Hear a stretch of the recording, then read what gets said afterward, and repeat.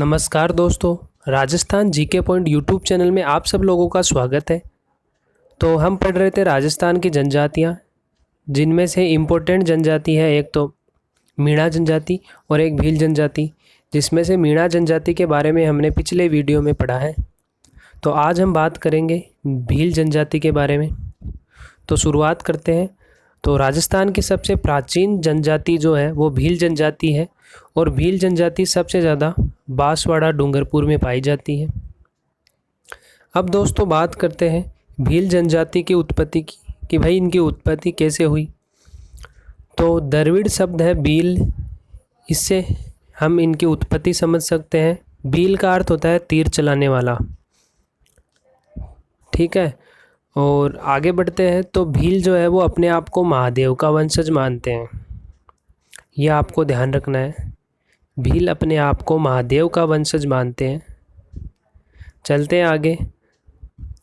तो ये जो भील जनजाति है ये दो प्रकार के हैं, लंगोटिया और पोतीदा।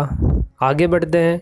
तो कर्नल जेम्स टॉड ने इन्हें वनपुत्र कहा था, और ये एक इम्पोर्टेंट क्वेश्चन भी है। आगे बढ़ते हैं। भीलों की देवी भराड़ी देवी, ये भी इम्पोर्टेंट है दोस्तों, जिसे वैवाहिक देवी भी बोला जा सकता है। आगे बढ़ते हैं। भीलों के मुखिया गमेती। तो दोस्तों आपने देख रहे होंगे बस एक एक वर्ड के क्वेश्चन है, और एग्जाम में ऐसा पूछा जाता है, आपको दे देगा भराड़ी किससे संबंधित है, और ऑप्शन में आपको भीलों की देवी मिल जाएगा और आपको टिक लगाना है बस।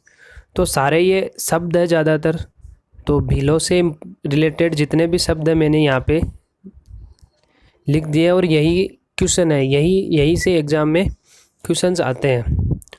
तो आगे बढ़ते हैं। भीलों के मुखिया को क्या कहते हैं? गमेती कहते हैं। आगे दो खेती या कृषि के बारे में है, जो दोनों बहुत ज़्यादा इम्पोर्टेंट है। अधिकतर बार मैक्सिमम टाइम पे ये एग्ज़ाम में आपको देखने को मिलेगा। एक तो चिमाता और एक दजिया। चिमाता यानी जो पहाड़ी क्षेत्र में की जाने वाली कृषि है भीलों के द्वारा, उसे चिमाता कहते हैं। और दजिया यानी जो मैदानी भाग पर कृषि की जाती है भीलों के द्वारा, उसे दजिया कहते हैं। आगे बढ़ते हैं। गवरी फिर से इम्पोर्टेंट है। चिमाता, दजिया, गवरी तीनों के तीनों बहुत ही ज़्यादा इम्पोर्टेंट है। तो गवरी, जिसे राई भी बोला जाता है, यह भीलों का नृत्य है, और इसे आप लोकनाट्य भी बोल सकते हैं। यह भीलों का नृत्य सवा महीने अर्थात 40 दिन चलने वाला नृत्य होता है। ये आपको ध्यान रखना है, इम्पोर्टेंट है गवरी। आगे बढ़ते हैं। कुछ शब्द और हैं। फायरे फायरे। तो फायरे भीलों के लिए तब बोला जाता है, भील ही बोलते हैं इसे। तो जब भी उनके संकट आता है, उन पर संकट आता है भीलों पर, तब वो रणघोष के रूप में फायरे फायरे चिल्लाते हैं। तो ये आपको ध्यान रखना है। आगे है खोयतू। खोयतू लंगोट को बोलते हैं या धोती को बोलते हैं। आगे चलते हैं। महुआ। महुआ पवित्र वृक्ष है, भीलों के लिए पवित्र वृक्ष महुआ है। आगे बढ़ते हैं। हाथीमना। हाथीमना भी भीलों का नृत्य है।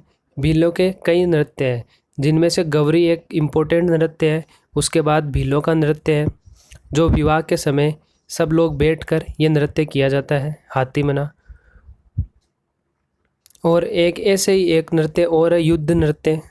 तो वो ज़्यादा इम्पोर्टेंट नहीं है, आपको गवरी ध्यान रखना है। फिर आगे बात करते हैं। तो कू जो भील जनजाति है वो अपने घर को कू बोलते हैं।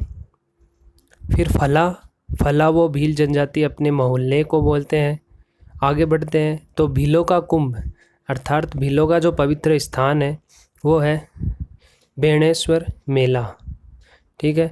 आगे बढ़ते हैं। भीलों का लोकगीत है हम सीढ़ो। और गवरी नृत्य मैंने कहा पहले भी आपको कि एक इम्पोर्टेंट है एग्जाम पॉइंट ऑफ व्यू से।